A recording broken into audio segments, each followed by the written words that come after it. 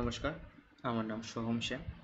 আমি আজকে আপনাদের সঙ্গে যে বিষয়টি নিয়ে আলোচনা করব সেটি হচ্ছে হিউম্যান ফিজিওলজির ছোট একটি টপিক, রক্ত বা ব্লাড। তাহলে শুরু করা যাক। তো প্রথমেই রক্ত নিয়ে পড়ার সময় আমাদের প্রথমেই জানতে হবে যে রক্ত কাকে বলে। তো রক্ত হলো মেসোডার্ম থেকে উৎপন্ন একটি বিশেষ ধরনের তরল সংযোগকারী টিস্যু বা তরল যোগকলা। তো এখানে আমরা দুটি শব্দ পাই, একটা হচ্ছে মেসোডার্ম আর একটা হচ্ছে তরল সংযোগকারী টিস্যু। তো আমরা যখন ডেভেলপমেন্টাল বায়োলজি পড়ব তখন আমরা দেখতে পাবো যে আমাদের শরীরের সব অঙ্গই তৈরি হয়েছে তিনটি স্তর থেকে, সেটা হচ্ছে এক্টোডার্ম, মেসোডার্ম এবং এন্ডোডার্ম। তো আমাদের রক্ত তৈরি হয় মেসোডার্ম থেকে। মেসোডার্ম হচ্ছে এই দুয়ের মধ্যবর্তী লেয়ার, এক্টোডার্ম এবং এন্ডোডার্মের মধ্যবর্তী লেয়ার হচ্ছে মেসোডার্ম। তো এটি আমরা যখন ডেভেলপমেন্টাল বায়োলজি পড়ব তখন আমরা আরও ভালো করে জানব। তো এখন শুধু এইটুকুই জেনে রাখুন আপনারা যে রক্ত মেসোডার্ম থেকে উৎপন্ন হয় এবং এটাকে তরল সংযোগকারী টিস্যু কেন বলে, কারণ এটি বিভিন্ন অঙ্গ এবং বিভিন্ন কোষের মধ্যে সংযোগ রক্ষা করে চলে। ব্যাস। এছাড়াও আরেকটি টার্ম যেটি আমাদের জানতে হবে সেটি হচ্ছে হেমাটোলজি। হেমাটোলজি হচ্ছে বিজ্ঞানের যে শাখায় রক্ত বা রক্ত গঠনকারী বিভিন্ন টিস্যু বা রক্ত সম্পর্কিত বিভিন্ন ব্যাধিগুলিকে নিয়ে আলোচনা করা হয়, সেই বিজ্ঞানের শাখাটিকে বলা হয় হেমাটোলজি। গ্রিক শব্দ হেম থেকে, হেম কথার অর্থ ব্লাড এবং লগস কথার অর্থ হচ্ছে স্টাডি। এরপর আমাদের জানতে হবে যে রক্তের কী কী বৈশিষ্ট্য দেখতে পাওয়া যায়। সবার প্রথমে রক্তের রং। আমরা জানি যে রক্তের রং উজ্জ্বল লাল বা কালচে লাল। সেটি ধমনী থেকে আমরা যে রক্তটিকে নিচ্ছি বা শিরা থেকে রক্তটিকে নিচ্ছি, তার উপর ভিত্তি করে রক্তের রং হয় উজ্জ্বল লাল বা কালচে লাল বা গাঢ় লাল। ভর হচ্ছে শরীরের ভরের 8%। পিএইচ হচ্ছে সামান্য ক্ষারীয়, 7.3 থেকে 7.4 অবধি হতে পারে। স্বাদ নোনতা। তাপমাত্রা থাকে 38 ডিগ্রি সেলসিয়াস বা 100.4 ডিগ্রি ফারেনহাইট।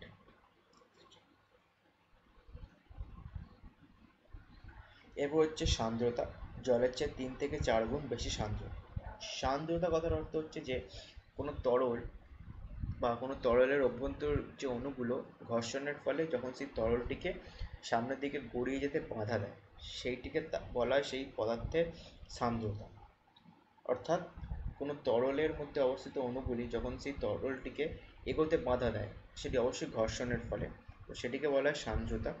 তো রক্তের সান্দ্রতা হচ্ছে জলের চেয়ে 3 থেকে 4 গুণ বেশি সান্দ্র।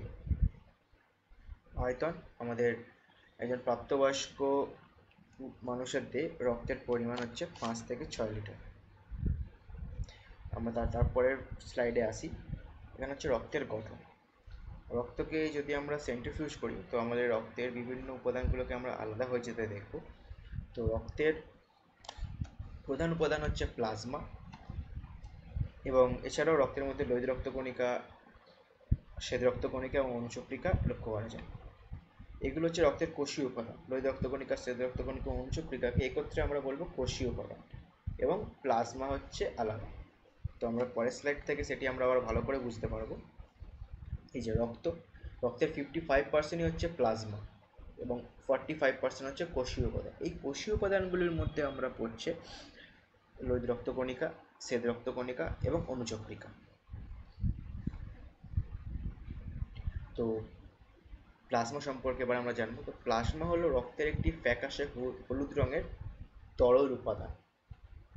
অর্থাৎ প্লাজমা আমরা যদি সহজ উদাহরণ দিয়ে বুঝি, ধরুন একটি বাটির মধ্যে যদি একটু জল দিয়ে তারপর আমরা অনেক সোলার ছোটো ছোটো বলকে ছেড়ে দিই, তাহলে সেই বাটিটা হবে রক্তবাহ, জলটি হবে হচ্ছে প্লাজমা, এবং ওই যে ছোটো ছোটো বল যেগুলো আমরা ছাড়বো সেগুলো হচ্ছে কোষীয় উপাদান। অর্থাৎ প্লাজমা হচ্ছে রক্তের এই কোষীয় উপাদানগুলোকে ধরে রাখে বা ভাসিয়ে রাখে। এটি হচ্ছে প্লাজমার প্রধান কাজ। তো এবার আমরা প্লাজমার বিভিন্ন উপাদান দেখব। তো প্লাজমার হচ্ছে 91.5% জল, অর্থাৎ 92% হচ্ছে জল। রক্তের 55% হচ্ছে প্লাজমা এবং প্লাজমার 92% হচ্ছে জল। এছাড়াও প্লাজমার মধ্যে প্রোটিন দেখতে পাওয়া যায়, সেই প্রোটিনগুলো আমরা পরে পড়ব। এবং প্রোটিন ছাড়াও এখানে দেখতে পাওয়া যায় অন্যান্য উপাদান, যেমন হচ্ছে ইলেকট্রিক আয়ন, গ্যাসেস, নিউট্রিয়েন্ট এবং ওয়েস্ট প্রোডাক্ট। তাহলে যদি বলা যে রক্তের বিভিন্ন উপাদানগুলি শ্রেণীবিভাগ করো, তো সবার আগে আমরা যেটি করব প্রথমে আমরা রক্তকে দুটি ভাগে ভাগ করে নেব, একটা হচ্ছে প্লাজমা এবং কোষীয় উপাদান। প্লাজমা হচ্ছে 55% এবং কোষীয় উপাদান হচ্ছে 45%। এবং এই প্লাজমাকে আমরা আবার তিনটে ভাগে ভাগ করব, যেটা হচ্ছে জল, জল হচ্ছে 92%, অন্যান্য উপাদান এবং প্রোটিন। এবং অন্যান্য উপাদানগুলির মধ্যে আমরা আমরা লিখব ইলেকট্রিক আয়ন্স, এবং সেই ইলেকট্রিক আয়ন্সের মধ্যে পড়ছে সোডিয়াম, পটাশিয়াম, ক্যালসিয়াম, ম্যাগনেসিয়াম। গ্যাসের মধ্যে পড়ছে oxygen, carbon die oxide, nitrogen. বিভিন্ন ধরনের নিউট্রিয়েন্টস যেমন glucose, amino acid, fatty acid, এবং আমাদের শরীরের কিছু বজ্র পদার্থ যেমন urea, uric acid, ammonia, creatinine ইত্যাদি। এরপর আমরা যে এই প্রোটিন যেটা পাচ্ছি, প্রোটিন হচ্ছে আমাদের 7%। এই প্রোটিনের কাজ আমরা দেখব। তো এখানে কাজগুলি আমরা দেখি, যে আমরা দেখলাম যে প্লাজমার 92% হচ্ছে জল। সেই জলের প্রধান কাজ হচ্ছে তাপ শোষণ করা, পরিবহন করা, এবং সেগুলোকে নির্দিষ্ট অংশে বা নির্দিষ্ট কোষে গিয়ে সেগুলোকে ছেড়ে দেয়। এরপর যে প্রোটিন আমরা দেখলাম যে 7% হচ্ছে প্রোটিন। সেই প্রোটিনগুলির মধ্যে আছে অ্যালবুমিন, গ্লোবিউলিন, ফাইব্রিনোজেন। এই অ্যালবুমিনের কাজ হচ্ছে অবিস্মরণীয় ভারসাম্য রক্ষা করা, গ্লোবিউলিনের কাজ হচ্ছে প্রতিরক্ষা, এবং ফাইব্রিনোজেনের কাজ হচ্ছে রক্ততঞ্চন। এটি আমরা পরে পড়ব, যে রক্ততঞ্চনে ফাইব্রিনোজেন কীভাবে সাহায্য করে। এছাড়াও আমরা পড়েছিলাম যে অন্যান্য উপাদান, এই অন্যান্য উপাদানগুলির মধ্যে একটি হচ্ছে ইলেকট্রোলাইটিক আয়ন্স। তো সেই ইলেকট্রোলাইটিক আয়ন্সের কাজ হচ্ছে পিএইচের সমতা স্থাপন করে। তো এটি আমরা পরে দেখব। তাহলে আমরা কি দেখলাম? প্লাজমার 92% জল, এবং প্রোটিন হচ্ছে 7%, এবং অন্যান্য উপাদান হচ্ছে 1.5%। তো এই জলের প্রধান কাজ হচ্ছে তাপ শোষণ করা এবং পরিবহন করা। অ্যালবুমিনের কাজ হচ্ছে অবিস্মরণীয় ভারসাম্য রক্ষা, গ্লোবিউলিনের কাজ হচ্ছে প্রতিরক্ষা, এবং ফাইব্রিনোজেনের কাজ হচ্ছে রক্ততঞ্চন। এরপর আমরা আসছি কোষীয় উপাদান। এই যে আমরা পড়ে এসেছিলাম যে রক্তের দুটি ভাগ, একটা হচ্ছে প্লাজমা এবং কোষীয় উপাদান। এই কোষীয় উপাদানগুলোকে আমরা তিনটে ভাগে ভাগ করেছিলাম: লোহিত রক্তকণিকা বা এরিথ্রোসাইট, শ্বেত রক্তকণিকা বা লিউকোসাইটস, এবং অনুচক্রিকা, থ্রম্বোসাইটস বা প্লেটলেটস। তো সেই লোহিত রক্তকণিকা, এই লোহিত রক্তকণিকার আকার হচ্ছে বৃত্তকার, দ্বি অবতল এবং অনিউক্লিয়াসযুক্ত, অর্থাৎ আরবিসি বা লোহিত রক্তকণিকার কোনো নিউক্লিয়াস থাকে না। এর ব্যাস হচ্ছে 7 থেকে 8 মাইক্রোমিটার, এবং থিকনেস হচ্ছে 2.5 মাইক্রোমিটার। এর রং হচ্ছে লাল, কারণ এতে হিমোগ্লোবিন নামক উপাদান থাকে, সেই জন্য এর রং হচ্ছে লাল। এবং সংখ্যা হচ্ছে প্রাপ্তবয়স্ক পুরুষদের দেহে 5.4 মিলিয়ন আরবিসি থাকে পার মাইক্রোলিটার রক্তে, এবং প্রাপ্তবয়স্ক মহিলাদের দেহে 4.8 মিলিয়ন আরবিসি থাকে পার মাইক্রোলিটার রক্তে। এবং জীবনচক্র হচ্ছে 120 দিন, অর্থাৎ একটি আরবিসি জন্মানো থেকে মৃত্যু বা ভেঙে যাওয়া অবধি এর জীবনচক্র হচ্ছে 120 দিন। তো এরপর আমাদের যে টার্মটি নিয়ে জানতে হবে সেটি হচ্ছে এরিথ্রোপয়েসিস, অর্থাৎ আরবিসির উৎপাদনকে বলা হয় এরিথ্রোপয়েসিস। যদি কোশ্চেন আসে যে এরিথ্রোপয়েসিস কাকে বলে বা এরিথ্রোপয়েসিস কি, তো আরবিসির উৎপাদনকে বলা হয় এরিথ্রোপয়েসিস। তো কোথায় উৎপন্ন হয়? প্রাপ্তবয়স্কদের ক্ষেত্রে লাল অস্থিমজ্জা, শিশুদের ক্ষেত্রে যে কোনো হাড়ের অস্থিমজ্জা, এবং ভ্রূণ অবস্থায় লিভার এবং প্লিহা। ভ্রূণ অবস্থায় আরবিসির উৎপাদন হয় কিন্তু লিভার এবং প্লিহায়। এবং আরও যে দুটি টার্ম আমাদের জানতে হবে সেটি হচ্ছে যে লোহিত রক্তকণিকার সংখ্যা বৃদ্ধিকে বলে পলিসাইথেমিয়া, অর্থাৎ আমরা যেখানে পড়ে এলাম প্রাপ্তবয়স্ক পুরুষদের দেহে আরবিসির সংখ্যা 4.5 মিলিয়ন পার মাইক্রোলিটার, এবং মহিলাদের ক্ষেত্রে 4.8 মিলিয়ন পার মাইক্রোলিটার। সেটি যদি সংখ্যা বেড়ে যায় তখন তাকে বলা হয় পলিসাইথেমিয়া, এবং যদি সংখ্যা কমে যায় তখন তাকে বলা হয় এরিথ্রোপেনিয়া। অর্থাৎ স্বাভাবিকের থেকে লোহিত রক্তকণিকার সংখ্যা বৃদ্ধিকে পলিসাইথেমিয়া, এবং সংখ্যা কমে যাওয়াকে বলা হয় এরিথ্রোপেনিয়া। এরপর হচ্ছে আরবিসির কাজ। আরবিসির প্রধান কাজ আমরা সবাই জানি যে আরবিসি হচ্ছে অক্সিজেন এবং কার্বন ডাই অক্সাইড পরিবহনে সাহায্য করে। অর্থাৎ অক্সিজেন আরবিসির মধ্যে উপস্থিত হিমোগ্লোবিনের সঙ্গে যুক্ত হয়, প্রতিটি কোষে কোষে অক্সিজেন পরিবহন করে, এবং কোষ থেকে কার্বন ডাই অক্সাইড নিয়ে আসে এবং সেটি ফুসফুসে এসে রিলিজ করে। এইভাবে রক্ত দেহের তাপমাত্রা বা সান্দ্রতা বা পিএইচ বজায় রাখে। কীভাবে এটি কাজ করে? প্রথমে আমরা জানি যে কোষের মধ্যে শ্বসনে কার্বন ডাই অক্সাইড উৎপন্ন হয় এবং আমাদের ফুসফুসে থাকে অক্সিজেন।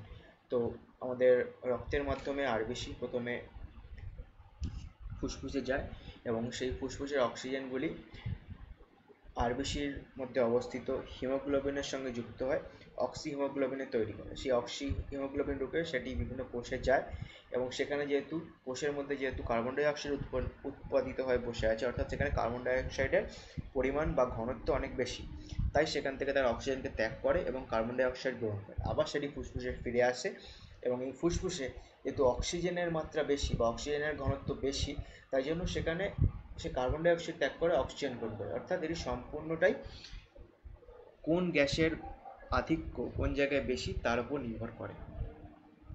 এই যে হিমোগ্লোবিন বললাম, স্বাভাবিক রক্তে বা প্রতি 100 ml রক্তে 13 থেকে 15 গ্রাম হিমোগ্লোবিন থাকে এবং একটি আরবিসিতে প্রায় 25 কোটি হিমোগ্লোবিন অণু থাকে এবং প্রতিটি হিমোগ্লোবিন অণু 4টি করে অক্সিজেন বহন করে। অর্থাৎ এই সংখ্যাটি এতটাই বিশাল যে প্রতিটি আমাদের যেটি মাথায় রাখতে হবে যে প্রতিটি হিমোগ্লোবিন অণু কটি করে অক্সিজেন বহন করতে পারে, সেটা হচ্ছে 4টি করে। এবং স্বাভাবিক রক্তে প্রতি 100 ml রক্তে 13 থেকে 15 গ্রাম হিমোগ্লোবিন বর্তমান। এরপর আমরা যেটিতে আসবো সেটা হচ্ছে হোয়াইট ব্লাড সেল বা ডাব্লিউবিসি। তো এর আকার হচ্ছে অ্যামিবয়েড নিউক্লিয়েট, অর্থাৎ এর মধ্যে নিউক্লিয়াস বর্তমান এবং এর আকারটা হচ্ছে যেমন অ্যামিবার আকারটি হয় অবিন্যস্ত, সেই রকম হচ্ছে ডাব্লিউবিসির আকার। রং হচ্ছে বর্ণহীন এবং স্বচ্ছ, আয়তন হচ্ছে 12 থেকে 15 মাইক্রোমিটার, সংখ্যা 5000 থেকে 10,000 পার মাইক্রোলিটার রক্ত এবং জীবনচক্র হচ্ছে মাত্র 10 থেকে 13 দিন। তো আমরা এখানে জানবো যে আরবিসির উৎপাদনকে কি বলে, লিউকোপয়েসিস। আমরা একটু আগে পড়ে এসেছি যে আরবিসির উৎপাদনকে কি বলে, আরবিসির উৎপাদনকে বলা হয় এরিথ্রোপয়েসিস এবং ডাব্লিউবিসির উৎপাদনকে বলা হয় লিউকোপয়েসিস। এবং প্রাপ্তবয়স্কদের ক্ষেত্রে লিভার, প্লিহা, টনসিল এবং অস্থিমজ্জায় ডাব্লিউবিসি উৎপন্ন হয় এবং ভ্রূণের ক্ষেত্রে সেটি উৎপন্ন হয় লিভার বা প্লিহাতে। এরপর আমরা দেখবো যে ডাব্লিউবিসির সংখ্যা বৃদ্ধিকে কি বলা হয়, লিউকোসাইটোসিস, এবং সংখ্যার হ্রাসকে বলা হয় লিউকোপেনিয়া। অর্থাৎ আমরা যে দেখে এলাম সংখ্যা 5,000 থেকে 10,000 মাইক্রোলিটার পার রক্তে দেখতে পাওয়া যায় ডাব্লিউবিসি, এটি থেকে যদি সংখ্যা বৃদ্ধি পেয়ে যায় তখন তাকে বলে লিউকোসাইটোসিস এবং সংখ্যার হ্রাসকে বলে লিউকোপেনিয়া। এছাড়াও আরবিসির সংখ্যা যদি ব্যাপকভাবে বৃদ্ধি পায় তখন সেটাকে বলে লিউকোমিয়া বা ব্লাড ক্যান্সার। অর্থাৎ সংখ্যা যদি অল্প কিছুটা বৃদ্ধি পায় তখন তাকে বলে লিউকোসাইটোসিস, কিন্তু সংখ্যা যদি রোগগতভাবে প্রচুর সংখ্যায় বৃদ্ধি পায় তখন তাকে বলে লিউকোমিয়া বা ব্লাড ক্যান্সার। তো এরপর আমাদের আসছে ডাব্লিউবিসি বা হোয়াইট ব্লাড সেল। তো এই ডাব্লিউবিসিকে প্রধানত দুই ভাগে ভাগ করা যায়, দানাদার এবং অদানাদার। দানাদারের মধ্যে আছে নিউট্রোফিলস, অ্যাসিডোফিলস বা ইউসিনোফিলস এবং বেসোফিলস, এবং অদানাদারের মধ্যে আছে লিম্ফোসাইট এবং মনোসাইট। আমরা এদের নিচে এদের পরিমাণটি দেখতে পাচ্ছি। তো আমরা দেখতে পাচ্ছি যে নিউট্রোফিলের পরিমাণ ডাব্লিউবিসির মধ্যে সবচেয়ে বেশি 62% এবং সবচেয়ে কম হচ্ছে বেসোফিলস। নেক্সট স্লাইডে আমরা যাই। তো এখানে আমরা পড়ব যে দানাদার ডাব্লিউবিসির কাজ, বৈশিষ্ট্য এবং উৎস। তো সবার প্রথমে হচ্ছে নিউট্রোফিলস। এটি হচ্ছে 3 থেকে 4টি লোভ বিশিষ্ট নিউক্লিয়াস দ্বারা গঠিত এবং এদের কাজ হচ্ছে যে ফ্যাগোসাইটোসিস প্রক্রিয়ায় জীবাণু ভক্ষণ করা। উৎস হচ্ছে অস্থিমজ্জা, এই তিনটিরই উৎস হচ্ছে অস্থিমজ্জা। এরপর হচ্ছে ইউসিনোফিলস বা অ্যাসিডোফিলস। এর লোভ সংখ্যা হচ্ছে 2টি এবং পরজীবী সংক্রমণ এবং অ্যালার্জি প্রতিরোধে এটি ভূমিকা পালন করে থাকে। এরপর হচ্ছে বেসোফিলস। এর লোভ হচ্ছে অস্পষ্ট এবং এটি অ্যালার্জির তীব্র প্রতিক্রিয়া এবং প্রদাহে জড়িত থাকে এবং হিস্টামিন এবং হেপারিন নিঃসরণ করে। তো এবার যেটি আমাদের জানতে হবে যে নিউট্রোফিল, এই নিউট্রোফিল হচ্ছে হেমাটোক্সিলিন দ্বারা রঞ্জিত হয়। ইওসিনোফিলকে কেন অ্যাসিডোফিলস, এই যে আমরা পড়ে এসেছি ইওসিনোফিলকে অ্যাসিডোফিলস বলে, কারণ হচ্ছে যে এটি আম্লিক রঞ্জক ইওসিন দ্বারা রঞ্জিত হয়, তাই অ্যাসিডোফিলসকে ইওসিনোফিলসও বলে। এবং বেসোফিল রঞ্জিত হয় মিথিলিন ব্লু দ্বারা। এরপর আমাদের আছে অদানাদার ডাব্লিউবিসি। এটা হচ্ছে লিম্ফোসাইট এবং মোনোসাইট। লিম্ফোসাইট হচ্ছে ডাব্লিউবিসিগুলির মধ্যে সবচেয়ে ছোট এবং এর নিউক্লিয়াস হচ্ছে বড় এবং গোল, এবং মোনোসাইট হচ্ছে ডাব্লিউবিসিগুলির মধ্যে বৃহত্তম এবং কিডনি আকৃতির নিউক্লিয়াস। তো তাহলে আমাদের দেখলাম যে ডাব্লিউবিসিগুলির মধ্যে সবচেয়ে বেশি পরিমাণে থাকে হচ্ছে নিউট্রোফিলস এবং সবচেয়ে কম পরিমাণে থাকে হচ্ছে বেসোফিলস। এবং আকারের দিক থেকে ডাব্লিউবিসির মধ্যে সবচেয়ে ছোট হচ্ছে লিম্ফোসাইট এবং সবচেয়ে বৃহত্তম হচ্ছে মোনোসাইট। এবং লিম্ফোসাইটের উৎস হচ্ছে অস্থিমজ্জা প্লিয়া এবং মোনোসাইটের উৎস হচ্ছে অস্থিমজ্জা। এর মধ্যে একমাত্র লিম্ফোসাইটই অ্যান্টিবডি তৈরি করে এবং মোনোসাইট ফ্যাগোসাইটিস প্রক্রিয়ায় মৃত কোষ, ভাঙা অংশ এবং জীবাণু পরিষ্কার করে বা জীবাণু ভক্ষণ করে দেহকে পরিষ্কার রাখে। এরপর আমাদের আসছে হচ্ছে অনুচক্রিকা বা প্লেটলেটস। এদের আকৃতি হচ্ছে বৃত্তকাল, দ্বি-উত্তল এবং এদেরও নিউক্লিয়াস থাকে না। আকার হচ্ছে 2 থেকে 4 মাইক্রোমিটার। সংখ্যা হচ্ছে 1,50,000 থেকে 4 লাখ পর্যন্ত হতে পারে পার মাইক্রোলিটার রক্তে। এবং জীবনচক্র হচ্ছে 5 থেকে 4 দিন এবং এদের প্রধান কাজ হচ্ছে কোনো ক্ষতস্থান থেকে রক্ত জমাট বাঁধানো বা ক্ষতস্থান কেটে গেলে রক্ত পড়া বন্ধ করা। তো এবার আমরা জানবো যে প্লেটলেটের উৎপাদনকে বলা হয় কি। প্লেটলেটের উৎপাদনকে বলা হয় থ্রম্বোপায়োসিস। তাহলে আজকে আমরা জানলাম যে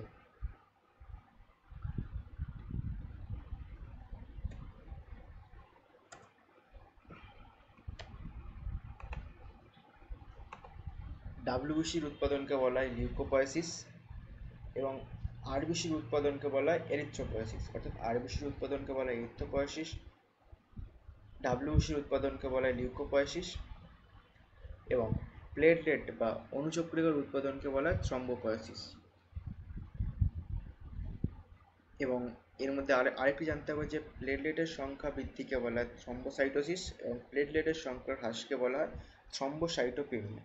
অর্থাৎ এখানে যে ইম্পর্টেন্ট কোশ্চেনগুলো যেখান থেকে হতে পারে যে আরবিসির উৎপাদনকে কী বলে, ডাব্লিউবিসির উৎপাদনকে কী বলে এবং প্লেটলেটের উৎপাদন প্রক্রিয়াকে কী বলা হয় এবং এদের সংখ্যা বৃদ্ধি বা হ্রাস এই দুটোকে কী বলা হয়।